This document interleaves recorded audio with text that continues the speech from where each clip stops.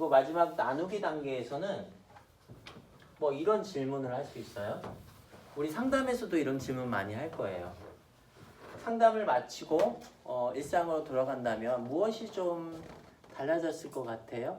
라든지 또는 내가 일상으로 돌아갔을 때 좀 어떤 마음이길 기대하세요? 라든지 라는 어떤 질문을 하게 됩니다.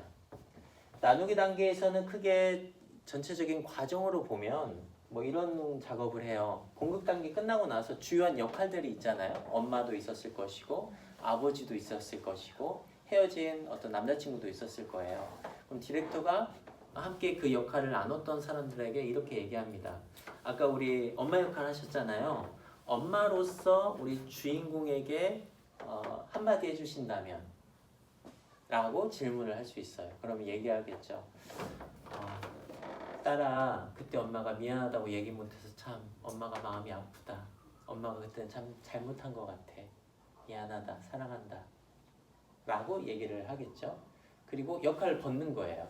역할을 벗을 때는 역할 벗음 뭐 이렇게 말로 표현하는 게 아니라 이렇게 우리가 옷 벗듯이 이렇게 뭔가 옷을 터는 듯한 행위를 해요. 그러면 심리학에서는 그 사람의 역할을 벗었다라고 의식적으로 리추얼리를 합니다.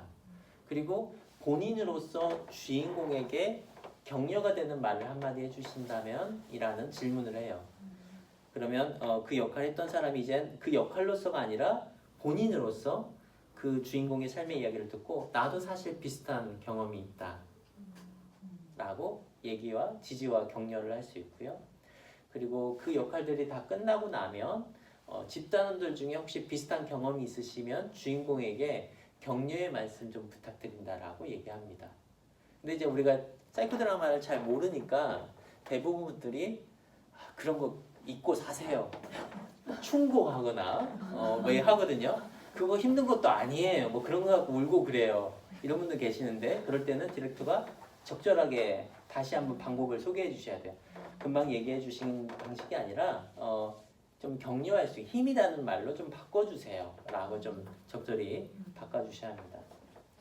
그럼 나누기 단계가 끝나게 되는데 나누기 단계 끝나기 전에 주인공에게 아까 말씀드린 대로 앞으로의 어떤 일상으로 돌아가서 이 사람이 행위적으로 실제로 실천적으로 경험할 수 있는 기회를 좀 줘야 하거든요. 뭐 예를 들자면 뭐 이렇게도 얘기할 수 있겠죠. 이제 심리극이 끝나고 일상으로 다시 돌아가실 건데 제일 먼저 뭐 하실 거예요? 라고도 물어볼 수 있어요.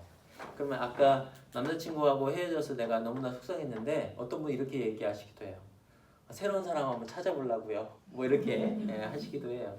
근데 이제 리두이 장면에서 아까 새로운 장면 만든다고 했을 때 어떤 경우에는 미리 남자친구를 만나서 내가 당당하게 얘기하기도 하고 그렇다면 현실에 돌아가서 내가 한번 그것도 한번 실제로 한번 해보는 거죠. 그래서 롤트레잉 말 그대로 세 번째 목표인 행동 훈련을 할 수 있게끔 마지막 나누기 단계에서 그걸 구체화해서 질문으로 던지기도 합니다. 그러면 마지막 나누기 단계까지 끝나게 되는데요. 시간적으로 한번 볼까요? 준비 단계는 보통은 한 30분 정도 소요되고요. 집단의 특성에 따라 뭐 짧게 하거나 좀 길게 하는 경우는 있습니다. 그리고 본급 단계는 1.5시간, 1시간 반 정도 좀 진행이 되고요. 그리고 나누기 단계는 한 20분 정도 소요가 됩니다. 그러면 시간적으로 보면 어느 정도 걸리죠? 1시간 20분. 뭐 한 2시간 20분. 넉넉히 한 3시간 잡으시면 돼요. 3시간 잡으시면 조금 더 시간이 좀 넉넉하게 좀 할 수 있게끔 하죠. 3시간 정도면 풀드라마라고 표현하거든요. 풀드라마 안에서 한 명의 주인공으로 드라마를 클래식하게 전통적인 방식으로 하게 됩니다. 그래서 지금까지는 사이코 드라마의 진행 과정에 대해서 자세하게 언급을 해드렸고요.